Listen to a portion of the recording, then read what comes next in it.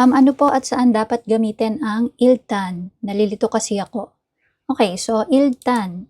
Ang English term po ng iltan is first. Sa Tagalog naman is yung muna.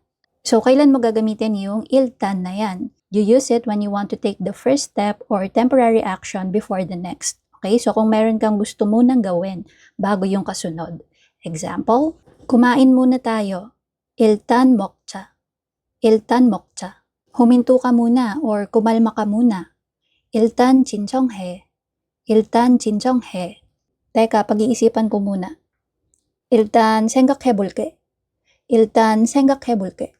Anong gagawin natin? 뭐 할까? Kumain muna tayo. Sobrang gutom na ako. 일단 먹자. 너무 배고파.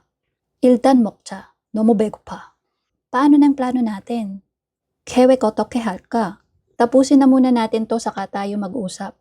일단 이거부터 끝내고 얘기하자. 일단 이거부터 끝내고 얘기하자. So yun po yung iltan no sa Tagalog, ito muna, una muna, or sa ngayon muna. Sa English naman yung first, for now, to start with, o kaya naman yung let's do this before anything else.